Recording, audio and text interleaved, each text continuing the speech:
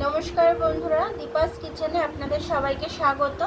আমি দেখুন দুটো তাল নিয়ে নিয়েছি, কালো, একদম কালো দেখে তাল কিনলে খুব মিষ্টি হয়, তার জন্য আমি কালো দেখে দুখানা তাল কিনে নিয়ে এসেছি। এই তাল দুটো দিয়ে আমি তাল ফুরুলি বানাবো। তো চলুন আমি কি করে বানাই দেখে নিই। তালটা ছাড়িয়ে নেব আমি, আর একটা তালও ফাটিয়ে নিই একবারে।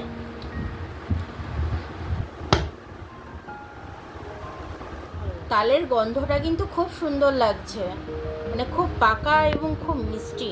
জল টল কিছু দেব না, এমনি আমি ছাড়িয়ে নেব তালগুলো।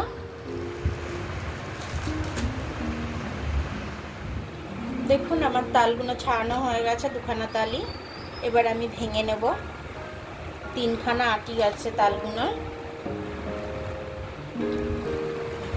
এটারও তাই তিনটে আটি। এবার আমি এগুলোকে তালগুলোকে ছেঁচে নেব। এবার আমি তালটাকে ছেঁচে নিচ্ছি। আমি জল টল কিছু দিইনি, একদম ডাইরেক্টলি এইভাবে আমি তালটা ছেঁচে নেব।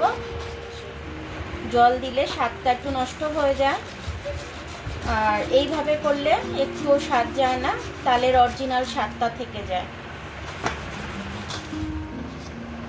দেখুন কি সুন্দর তালের এগুলো বেরোচ্ছে আমার এখান থেকে, আর একটুও শোয়া বেরোচ্ছে না কিন্তু। বন্ধুরা, দুখানা তাল আমি চেঁচে নিয়েছি। এবার এই তালটাকে আমি একটুখানি ছাই মেরে নেবো, তাহলে এর ভেতরে যে তেতো ভাবটা থাকে হালকা, সেটা চলে যাবে। দেখুন এটা আমি একটু গরম করার মধ্যে দিয়ে ভালো করে একটু ছাই মেরে নেব, তাহলে এর যে কাঁচা গন্ধটা চলে যাবে, প্লাস তেতো ভাবটা চলে যাবে। মিষ্টি জিনিসে একটু নুন দিতে হয়, নুনটা দিয়ে দিলাম আমি।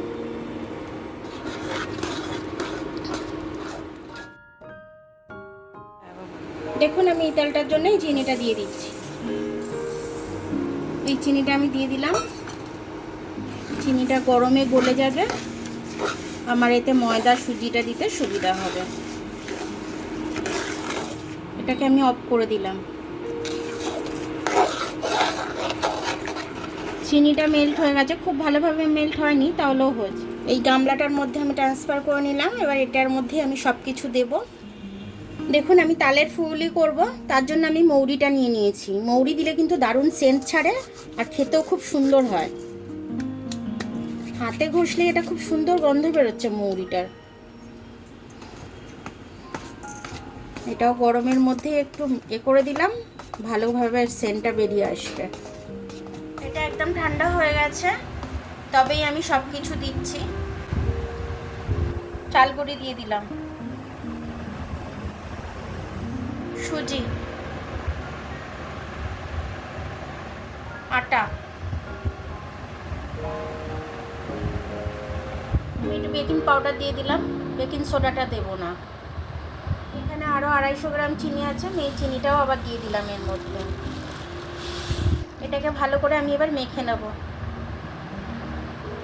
তালের সাথে মেখে নেব ভালো করে। এবারে আমি কিন্তু জল দেব না একদমই। এটা মেশানো হয়ে গেছে আমার ভালো করে। চিনিটা একটু গললে এটা একটু পাতলা হয়ে যাবে, তখন আমার একটু ফাটাতে সুবিধা হবে। এটা মাখা হয়ে গেছে খুব সুন্দরভাবে। এবার আমি এটা ভাজতে যাব। আমি তেলটা গরম করতে দিয়ে দিয়েছিলাম আগেই অফ ক্যামেরার। এবার আমি ফুরুলিগুলো একটা একটা করে ছেড়ে দেবো।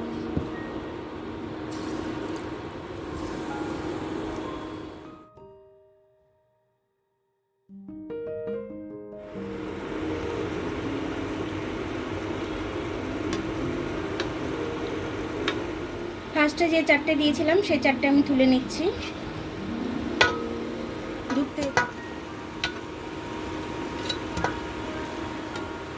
এগুলো এখনো হয়নি, এগুলো লাল হচ্ছে।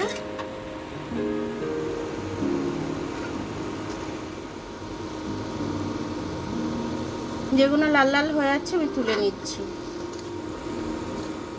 তালফুলিগুলো প্রত্যেকটাই আমি এইভাবে ভেজে নেব। দেখুন আমার তালফুলিটা খুব সুন্দরভাবে হয়ে গেল, আর আমি কি কি দিয়েছি সব কিছুই এর মধ্যে আছে। আপনারা দেখে এটা বানিয়ে খেয়ে দেখবেন, খুব সুন্দর লাগবে খেতে। এইভাবে করলে পরে যারা তেতো বলে তাল খায় না, তালফুলি খায় না, তারাও পর্যন্ত খেয়ে নেবে, কারণ তাদের তেতো লাগবে না। তো এইভাবে করবেন, তেতোটা একদমই লাগবে না, খুব ভালো লাগবে খেতে, সবাই খুব ভালোভাবে খেয়ে নেবে। তো একবার বানিয়ে খেয়ে দেখবেন, খেয়ে দেখে আমাকে কমেন্টস করে জানাবেন যে আপনাদের কেমন লাগলো আমার ভিডিওটা। দেখুন এটা কত মুচমুচে হয়েছে, আর ভেতর থেকে ততটাই সফট হয়েছে, একদম খেতে খুব দারুণ লাগবে। তো আমার ভিডিওটা দেখার জন্য অনেক অনেক ধন্যবাদ। আমার ভিডিওটা যদি আপনাদের পছন্দ হয় তাহলে লাইক, সাবস্ক্রাইব, বেল আইকনটা একটু টিপে দেবেন, আর যদি ফেসবুক থেকে দেখেন তাহলে লাইক আর ফলোটা একটু করে দেবেন। আবার কাল দেখা হবে নতুন রেসিপির সাথে, ততক্ষণে আপনারা ভালো থাকবেন, আমি আসছি।